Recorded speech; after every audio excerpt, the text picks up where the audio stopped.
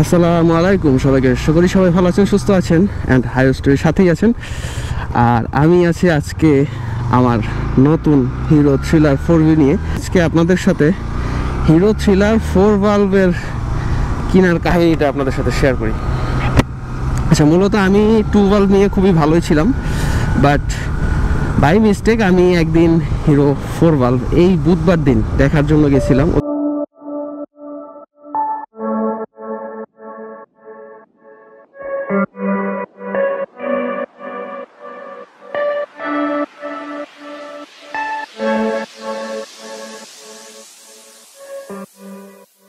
আর আমি আমার আগের বাইকটা ওটা সেল করে দিছি, আর সেল করে এখন আসছে হচ্ছে কি হিরো শোরুমে। এখন বর্তমানে হিরো শোরুমে আছি, আর নতুন একটা হিরো থ্রিলার 4 ভালভ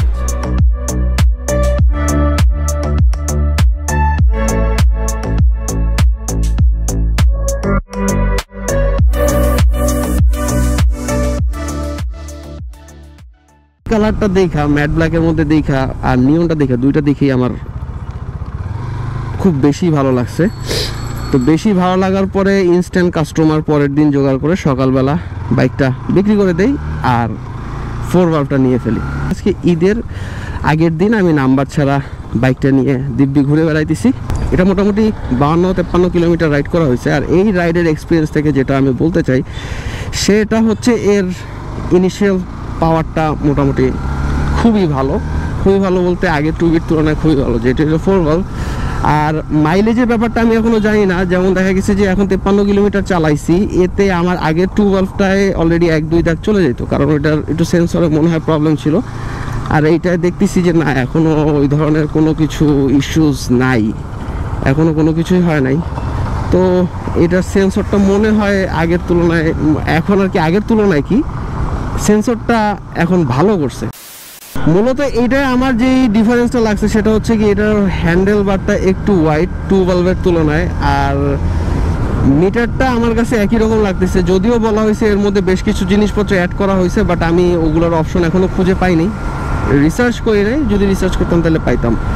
আর এটার টাঙ্কিটা বেশ আরও লুকেটিভ করছে, মানে বোঝাই যায় যে না, একটা পাওয়ারফুল গাড়িতে, একটু হায়ার সিসি গাড়িতে বসে আছি এরকম একটা ফিল দিচ্ছে এটার টাঙ্কিটা। এই গাড়িটা আমি চিন্তা করছি কমপ্লিটলি সুন্দরভাবে ব্রেকিং পিরিয়ড মেনে চলবো। ফার্স্ট রাইড এক্সপিরিয়েন্সে আমি ওই যে রিভিউ টিভিউ কোনো কিছুই দিব না, জাস্ট আমার কাছে কেমন লাগতেছে। যেমন এটা ইউএসডি সাসপেনশন ইউজ করা হয়েছে, এই ছোটোখাটো যে ভাঙাগুলো আছে এগুলো মানে হাতেই লাগে না, যে কিছু মনেই হয় না, ধাপ চলে যাইতেছি এগুলোর উপর দিয়ে, তেমন কিছু ফিল হচ্ছে না।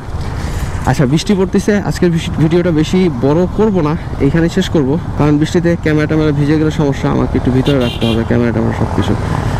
আজকে এখানে শেষ করতেছি। সবাই ভালো থাকবেন, সুস্থ থাকবেন, and keep watching and keep supporting the highway story. সামনে কিন্তু থ্রিলার নিয়ে একটা ব্রডলি আমি একটা ভিডিও দিব, ফুল এটার ফিচার্স অ্যান্ড আদার্স সব কিছু নিয়ে, জাস্ট একটু সাজাইতে হবে। আর আজকে এখানে রাখতেছি, বাই বাই।